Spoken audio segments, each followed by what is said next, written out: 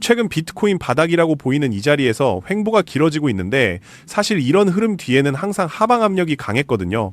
적어도 1954원 정도까지는 올라와 줘야 제대로 된 반등이라고 볼 수 있는데 지금 시장에서는 인공지능 때문이다 혹은 전쟁 때문이다 하면서 시장이 깨졌다는 표현까지 나오고 있습니다. 하지만 제 관점에서는 이게 시장이 깨진 수준은 아니라고 봐요. 본인이 직접 내뱉은 말을 어기고 32개를 던지든 320개를 던지든 애초에 안 던지겠다는 말을 믿은 것 자체가 문제일 수도 있다는 거죠. 사람 마음이라는 게 참 믿을 게 못 된다는 걸 다시 한번 느끼는데 그래서 사실 비트코인이 탄생한 거 아니겠어요? 저는 예전부터 수차례 경고를 해왔습니다. 마이클 세일러가 비트코인을 대량으로 보유하고 있는 게 시장의 가장 큰 리스크가 될 수 있다고요. 어떻게 보면 사토시 나카모토보다 더 위험한 리스크를 품고 있는 게 바로 마이클 세일러라는 시각이 많습니다. 사토시 나카모토는 사실 사람이 아니라 하나의 코딩일 수도 있거든요. 지금까지 그 엄청난 물량을 들고만 있다는 건 결국 돈에 대한 욕심이 없다는 뜻 아니겠습니까? 단순히 부를 쌓으려는 게 아니라 일종의 권력을 쥐고 있는 건데 그 권력을 유지하고 있다는 건 이 시장에 충분한 가치가 있다고 판단하기 때문이겠죠. 아무런 투입 없이 결과가 나온 말 그대로 무에서 유를 창조한 것이기에 제네시스 블록, 즉 창세기 블록이라는 표현을 쓰는 겁니다. 태초의 코인이라는 상징성이 있는데 만약 돈이 목적이었다면 8천까지 갔을 때 가만히 뒀겠냐는 말이죠. 그런데 마이클 세일러는 결이 완전히 다릅니다. 대중들은 착각을 많이 하는데 마이클 세일러는 비트코인 자체로 돈을 벌려고 한 게 아닐 수 있어요. 비트코인을 이용한 주식 놀이로 돈을 벌었을 확률이 높다는 거죠. 누군가의 지원을 받아서 계속 빚을 내 비트코인을 사 모으는 일종의 바람잡이 역할을 하고 있는데 이게 과연 영원할 수 있을까요? 세력들이 왜 가장 영향력 있는 마이클 세일러를 가만히 두겠습니까? 그건 마이클 세일러 자체가 세력들의 앞잡이, 즉 프론트맨 역할을 하고 있기 때문일 가능성이 큽니다. 전쟁이나 실물 경제 위기도 문제지만 너무 주식으로만 쏠린 자금과 인공지능 거품 사이에 끼어있는 마이클 세일러의 리스크를 우리는 냉정하게 봐야 합니다.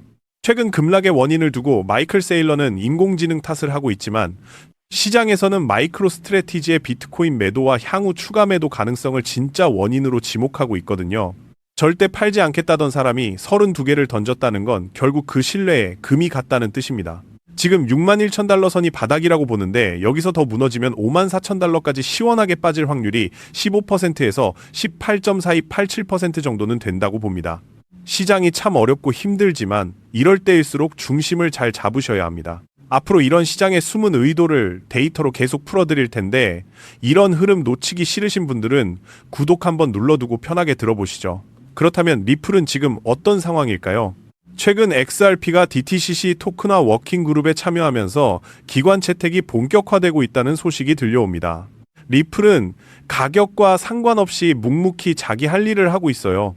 얼마 전 스텔라루멘이 실물자산 토큰화인 RW에 이 사업을 하겠다고 나섰는데 리플이 여기서 빠지겠습니까? 당연히 참여를 하겠죠. 지금 리플은 월스트리트의 금융 거두들과 긴밀하게 협력하고 있습니다. 리플 프라임을 필두로 블랙록, JP모건, 골드만삭스, 모건 스탠리, 뉴욕 증권 거래소 등 50여 개의 글로벌 금융 리더들과 한자리에 모여서 토큰화 표준을 설계하고 있단 말이죠. 그런데 정작 시장은 왜 이렇게 조용할까요? 몰라서 안 떠드는 게 아니라 어쩌면 대놓고 말하지 못하는 압박이 있을지도 모릅니다. 올해는 디지털 신원 인증이나 생체 정보, 그리고 돈과 정보가 함께 움직이는 RWA, NFT, 디파이 같은 블록체인의 모든 기능이 본격적으로 시작되는 한 해가 될 것으로 보입니다. 얼마 전 우리나라에서도 블록체인 기반 투표 시스템을 도입하려는 움직임이 포착됐는데 여기서 우리는 본질을 생각해야 합니다. 비트코인은 16년 동안 해킹된 적이 없는 탈중앙화 시스템이지만 XRP는 상대적으로 중앙 집중화된 성격을 띠고 있죠. 정부나 기득권 입장에서는 완벽한 통제와 감시가 가능한 시스템을 원할 수밖에 없습니다. 수정 보완이 불가능한 비트코인보다는 조작이나 통제가 용이한 중앙 집중형 블록체인 기술을 선택할 확률이 높다는 거죠. 비트코인이 디지털 세상의 진정한 자유를 상징한다면 리플은 기득권들이 대중을 관리하기 위한 도구로 쓰일 가능성이 있다는 시각도 존재합니다. 결국 글로벌 리스트들은 무정부적인 비트코인보다는 그들이 다루기 쉬운 XRP를 선택하게 될 거라는 말입니다. 그래서 제가 늘 강조하는 게 XRP는 우리 개미들의 것이 아니라 그들의 것이라는 점입니다. 오히려 가격 상승이 절실한 건 우리가 아니라 그들일 수도 있어요. 지금 가격이 지지부진하다고 해서 너무 숫자에만 매몰되지 마시고 큰 그림을 보면서 여러분의 일상에 집중하시길 바랍니다. 전 세계의 복잡한 시스템들이 결국 하나의 프로토콜로 통합되는 과정에 있고 XRP는 그 중심에서 열일하고 있으니까요. 실제로 뱅크 오브 아메리카 같은 대형 은행들은 이미 오래전부터 리플과 협력해 왔습니다. 기존의 스위프트망에 리플의 블록체인 기술을 접목하는 하이브리드 결제 모델을 추진 중인데 이는 실제 자금 정산과 유동성 공급인 ODL의 XRP 레저를 활용해 비용과 속도를 잡으려는 전략입니다. 전통 금융이 암호화폐에 완전히 밀려나는 게 아니라 오히려 리플의 기술을 흡수해서 제도권 안으로 끌어들이려는 기대감이 커지고 있는 시점입니다. 결국 암호화폐 금융은 전통 금융을 완전히 대체하기보다는 서로 융합되는 방향으로 흘러갈 수밖에 없습니다. 지금 당장은 자리가 불안하고 힘들 수 있겠지만 시장의 생리를 이해하고 이 사이클을 견뎌내는 것이 무엇보다 중요합니다. 자, 하지만 지금 리플을 보면 한동안 큰 움직임 없이 옆으로만 기고 있죠. 그래서 이제 리플은 끝난 거 아니냐라고 생각하시는 분들 많으실 텐데요. 저는 오히려 정반대로 봅니다. 이건 오른다 내린다로 볼 게 아니라 차트 바깥에서 무슨 일이 벌어지고 있는지 그 구조를 보셔야 하는 구간이거든요. 실제로 가격은 잠잠하지만 정작 큰 손들은 조용히 사모으고 있습니다. 올해 5월 기준 XRP를 1만 개 이상 들고 있는 고래 지갑수가 역대 최고인 33만 개를 넘어섰습니다. 가격이 바닥이거나 횡보할 때도 큰 손들이 발을 빼기는커녕 더 담고 있다는 뜻이죠. 여기에 XRP 현물 ETF에도 지금까지 13억 달러가 넘는 자금이 꾸준히 들어왔습니다. 이런 데이터가 나온다는 건 적어도 단기 차익을 노린 움직임은 아니라는 뜻이죠. 그리고 가격이 멈춰있는 동안에도 리플의 실전 채택 작업은 멈추지 않았습니다. 유럽의 3대 은행인 독일의 도이치뱅크가 국제송금, 외환 정산에 리플을 블록체인으로 도입했고요. 한국에서는 운용자산이 무려 92조 원에 달하는 교보생명이 국채 정산에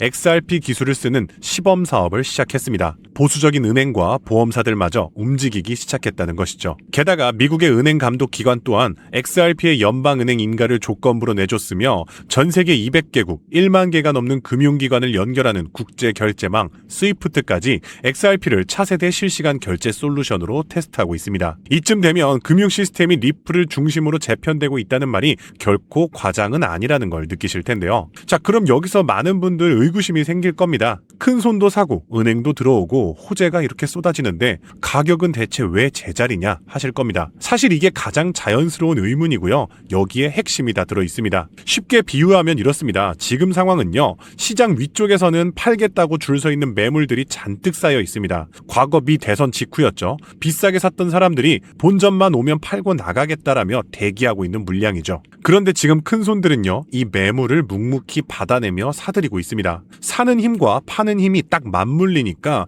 가격이 위로 가지도 아래로 내려가지도 못하고 제자리에 머물고 있는 것이죠. 시장에서는 이렇게 큰 손이 물량을 빨아들이는데 가격은 옆으로만 기는 구간을 우리는 매집 국면이라고 부릅니다. 즉 지금 가격이 제자리인 것은 힘이 빠져서가 아니라 위에 쌓여 있었던 대기 매물들을 큰 손들이 묵묵히 받아내고 있기 때문이죠. 이 물량이 다 소화되는 순간이 진짜 출발점이 되는 거고요. 차트가 조용한 지금 시점이야말로 진짜 그림은 바로 차트 밖에서 그려지는 법입니다. 자, 그러면 여기서 중요한 질문이 남습니다. 지금과 같은 시장에서 우리가 큰 돈을 벌기 위해서는 이렇게 조용할 때 리플 하나만 사두면 되는 거냐? 그렇게 물어보신다면 저는 절대 그렇지 않다고 말씀드리고 싶어요. 큰 돈을 굴리는 기관들은요. 절대 한 종목에만 자금을 몰아넣지 않습니다. 앞서 큰 손들이 리플을 묵묵히 매집하고 있다고 말씀드렸죠. 그렇게 리플로 들어온 자금은 한 곳에만 머물지 않습니다. 리플과 직접 연결된 생태계 종목들로 흘러들어가고 이때 덩치가 작은 후속 종목일수록 같은 자금이 들어와도 가격이 훨씬 크게 움직입니다. 대표적인 사례가 바로 코리움이라는 코인이 있습니다. 코리움 같은 경우는요. 리플 레저와 직접 연결된 기업용 레이어 1 블록체인인데요. 쉽게 말해서 XRP의 빠른 송금 기술에다가 이더리움의 스마트 계약 기능을 합쳐놓은 블록체인이라고 보시면 됩니다. 그런데 이 코리움의 핵심은요. XRP와 한몸으로 움직인다는 점입니다. 2024년 3월 리플 레저와 코리움 간의 양방향 브릿지가 출시되면서 두 블록체인이 직접 연결되었었는데요. 이 브릿지가 열린 지 단 38시간 만에 코리움 네트워크의 XRP 보유자가 무려 2287% 폭증했습니다. 게다가 코리움은 전 세계 은행이 쓰는 국제금융표준 ISO 20022까지 지원하는 강력한 연관성 덕분에 코리움은 XRP가 오를 때 그 이상으로 튀어오르는 모습을 보여줬습니다. 실제로 대선 직후에 리플의 가격이 2배 뛰는 동안 코리움은 단 며칠 만에 542%의 급등을 보였고요. 지난 2월 XRP가 11.8% 오를 때 코리움은 21.4% 상승, 한마디로 거의 2배 가까이 급등했다는 것이죠. 그리고 올해에도 코리움은요, 계속해서 큰 폭의 급등을 여러 차례 보여주고 있다는 점 또한 주목할 만합니다. 결론적으로 여러분들이 단돈 10만 원의 소액 투자로 머지않아 막대한 수익을 실현하고자 한다면 리플이라는 대장주에만 머물러서는 안 됩니다. 그래서 리플과 같이 움직이면서 상승폭은 더 큰 연관 종목을 함께 담아두는 전략이 필요하죠. 위험은 나누고 수익 기회는 넓어지는 겁니다. 여기서 핵심은 바로 타이밍입니다. 이런 후속 종목들은 대장주가 본격적으로 움직이기 전인 지금, 그러니까 시장이 조용한 이 시기에는 아직 가격이 싸게 깔려 있습니다. XRP가 먼저 치고 나간 뒤에 따라 들어가면 그땐 이미 후속 종목 가격도 올라가 있죠. 진짜 기회는요, 모두가 잠잠하다고 여기는 지금 미리 찾아서 자리를 잡아두는 데 있습니다. 자, 그렇다면 코리움처럼 리플과 함께 폭등의 수혜 종목들을 선점해서 압도적인 수익을 올리는 비결은 무엇일까요? 자, 지금부터는 단 10만 원으로 6개월 만에 5억 원의 자산을 일궈낸 전설적인 트레이더의 월가 비밀 노트를 여러분들 앞에 펼쳐 보이겠습니다. 이 매뉴얼은요, 연수익 30억 원을 기록하는 미국의 현직 퀀트 트레이더들과 뉴욕의 헤지펀드 핵심 이사진들만이 공유하는 극비 문서인데요. 일반적인 유튜브 영상이나 인터넷 검색, 자산운용사의 공개 보고서, 심지어 글로벌 금융 세미나에서도 절대 찾아볼 수 없는 최상위 계층의 정보입니다. 이 짧은 영상에 집중하지 않으신다면 여러분들의 인생을 바꿀 수 있는 기회는 영원히 사라질지도 모릅니다. 자, 그럼 바로 시작하겠습니다. 자, 먼저 비트코인의 지난 10년간 연평균 수익률은 이미 S&P 500 지수를 40배 이상 압도하면서 전통 자산과는 차원이 다른 행보를 보이고 있습니다. 실제로 비트코인이 본격적으로 대중에게 알려진 2017년만 하더라도 이미 단돈 50만 원으로 4개월 만에 1억 원으로 불린 사례가 있었죠. 2022년에는 57만 원만으로 10억을 만든 투자자가 있었으며 2024년에는 소액만으로 15억을 만들어 대박을 낸 공무원의 사례도 있었습니다. 그리고 최근에는요, 국내 가상자산 거래소 코인원에서 알트코인 순 단 한 종목으로만 무려 97억 7,140만 원, 수익률 1,043%를 기록한 슈퍼개미가 등장해 화제가 되면서 현재까지도 코인 투자만이 서민과 재벌의 경계를 허무는 유일한 해답이 되었다는 건데요. 단돈 만원, 5만 원만 제대로 된 코인에 투자해도 하루 만에 단칸방에서 한강뷰 아파트로 이사갈 수 있다는 말이 이제는 농담이 아니라는 겁니다. 자, 그럼에도 불구하고 우리 주변을 둘러보았을 때 코인 투자로 수억대의 부자가 된 사람들을 찾아보기 어려운 이유는 도대체 무엇일까요? 그것은 아직도 비트코인, 이더리움, 리플 같은 이제는 몸집이 너무나도 커져버린 메이저 종목에만 몰리는 군중 심리 때문이라는 겁니다. 실제로요, 작년 2025년을 살펴보면요, 비트코인이 비교적 안정적인 흐름을 보였던 그 해에도 가장 높은 수익률을 기록한 종목은 신규 프로젝트였던 빌드온으로서 무려 4,113%라는 폭등을 기록했다는 것이죠. 즉 실제로 단기간의 소액만으로 인생을 역전시켜주는 종목은 비트코인, 이더리움 같은 메이저 코인이 아니라 이러한 중소형 알트코인들이었다는 것입니다. 한마디로 코인 시장에서의 핵심 수익률은 섹터를 제대로 짚은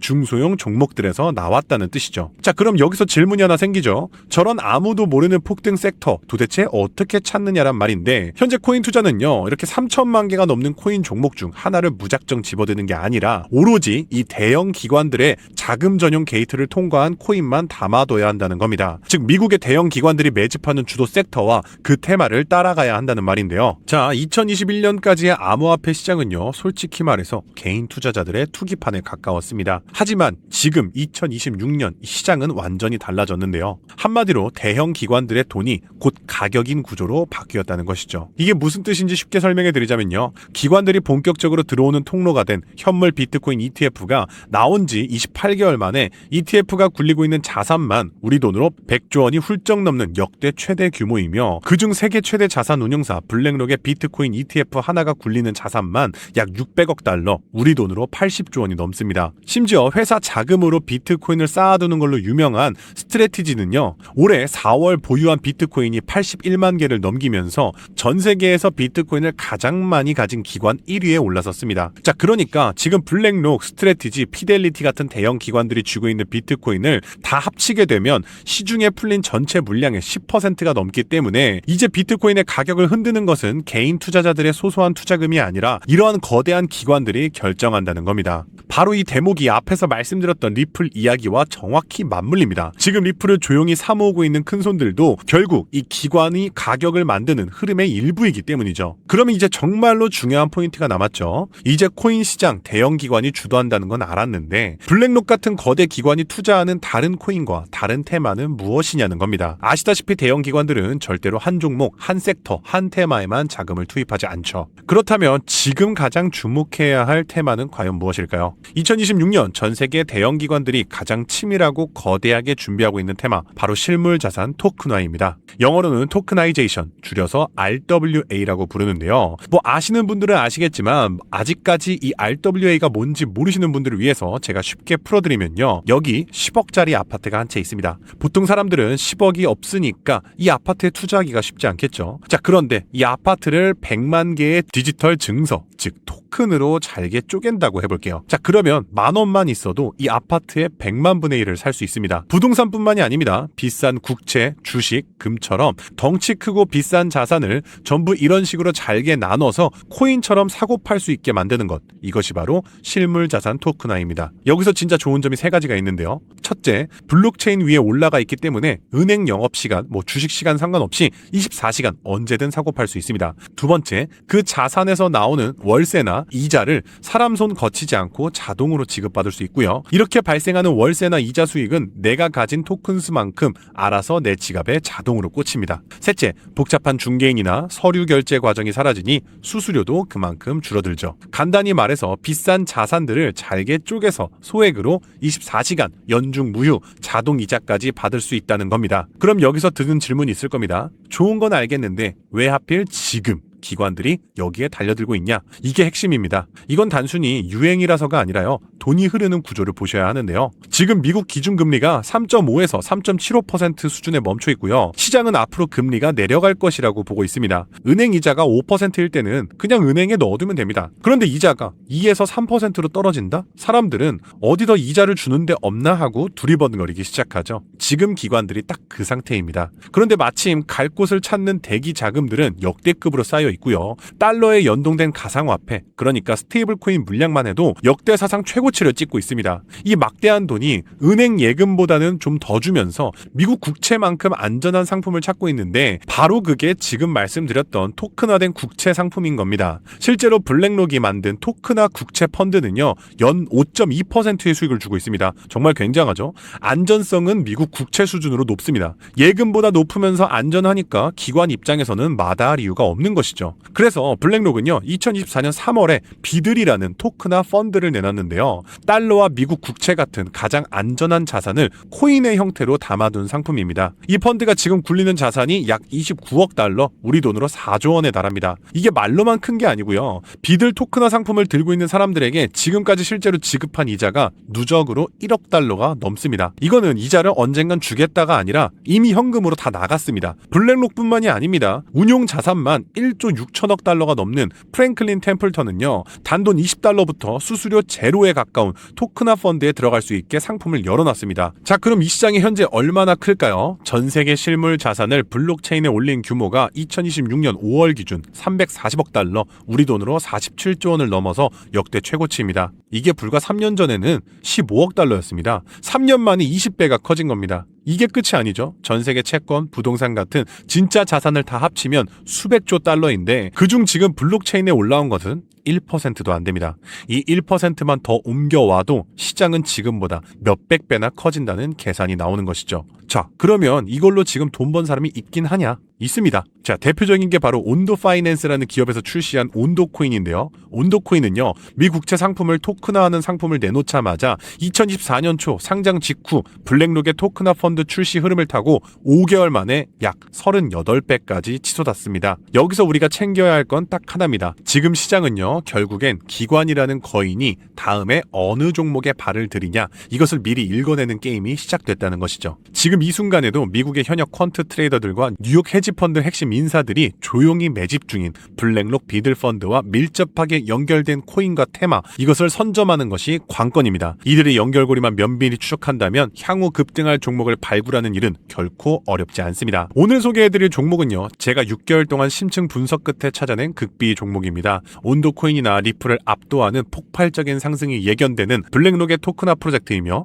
그들이 만든 비들펀드에서 가장 압도적인 비중을 차지하게 될 핵심 자산입니다. 특히나 트럼프 대통령의 장남 도널드 트럼프 주니어가 온도 파이낸스의 실물자산 토크나 행사에 직접 참여해서 투자를 단행했다는 점에서 그 가치는 상상을 초월하죠. 더욱 놀라운 점은요, 블랙록 내부의 실물자산 토크나 펀드 기획서에서조차 프로젝트 X라는 암호명으로 철저히 숨겨진 종목이라는 겁니다. 그야말로 실물자산 토크나 분야에서 영순위 종목이라 확신할 수 있는데요. 이미 블랙록을 필두로 12개의 헤지펀드와 4개의 글로벌 금융사가 콜드월렛 담보계약을 체결해서 막대한 기관 자금이 유입을 기다리고 있습니다. 현재 이 코인의 가격은 단돈 0.2달러, 하나로 약 300원대에서 아직 대중의 관심이 닿지 않은 철저한 바닥 구간에 머물러 있습니다. 하지만 뉴욕 현지의 전문 분석가들은 이 프로젝트가 가진 기술력이 본격적으로 상용화되는 시점에서 그 보여줄 퍼포먼스가 상상을 초월할 것으로 내다보고 있는데요. 과거 초기 솔라나 코인이 바닥에서 수천 수만 배의 기하급수적인 랠리를 보여줬던 것처럼 압도적인 퍼포먼스를 재현할 잠재력이 충분하다고 보고 있습니다. 자, 오늘 영상에서 제가 부득이하게 이 코인 이름을 공개하지 못하는 점은 오해 없으셨으면 좋겠는데요. 이건 여러분께 정보를 감추는 게 절대 아니고요.